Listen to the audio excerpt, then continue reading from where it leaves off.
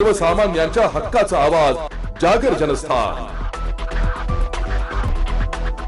मी पेठ येथे प्रचारामध्ये असताना गाठीभेटी घेत असताना मतदारांच्या मला त्या ठिकाणी राज्याचे वरिष्ठ मंत्री आदरणीय गिरीश भाऊ महाजन यांचा फोन आला होता आणि मग त्यांनी मला विचारलं का तू 2 तासात नाशिक येऊ शकतो का?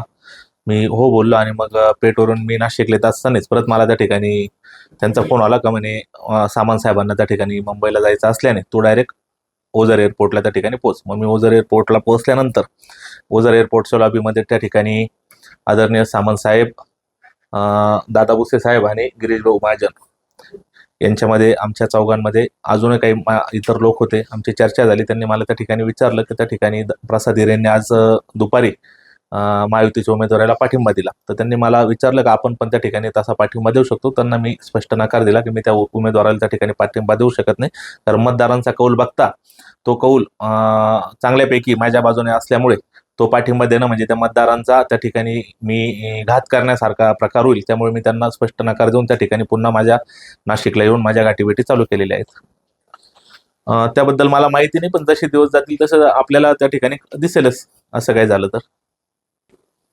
नाही, त्यांची अशी काही विशेष अशी काही प्रतिक्रिया नव्हती। त्यांचा आग्रह होता की गोकुळ आपलं त्या ठिकाणी संपूर्ण महाराष्ट्रामध्ये महायुती आहे आणि महायुतीमध्ये जळगाव आणि नाशिकमध्ये त्या ठिकाणी अपक्ष उमेदवारांमुळे ही निवडणूक चुरशीची होत आहे।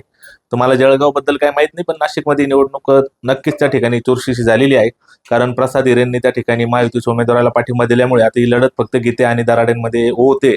आणि अशा वेळेस आपल्याला पण माहित आहे, आपण पण सगळे अंदाज पत्रकार बंधूंना माहित आहे का सगळ्या या मतदारसंघामध्ये त्या माझ्या आमदारांबद्दल जे महायुतीचे उमेदवार आहेत किती त्याबद्दल त्या मतदारांमध्ये काय भावना आहेत, त्यांची किती घोर निराशा मागच्या 8 वर्षात त्या आमदार महाशयांनी केलेली आहे आणि त्यामुळे त्यांचा जो भावनांचा उद्रेक झालेला आहे त्याचा मला कितपत फायदा होतो आता हे मला पुढील दिवसांमध्ये समजेल। महाराष्ट्रात तरी असं राजकारण चालत नाही असं मला वाटतं। यशवंतराव चव्हाणांचा हा महाराष्ट्र आहे, शरद पवार साहेबांचा हा महाराष्ट्र आहे आणि आपल्या राज्याचे जे प्रमुख आहे देवेंद्र फडणवीस साहेब ते एक आदर्श मुख्यमंत्री म्हणून या देशामध्ये गौरवले जातात। त्यामुळे मला वाटत नाही असं काही प्रकार होईल आणि आपण काही चुकीचे कामं केलेली नाही, त्यामुळे मी ही शंका घेण्यात काही जागा नाही।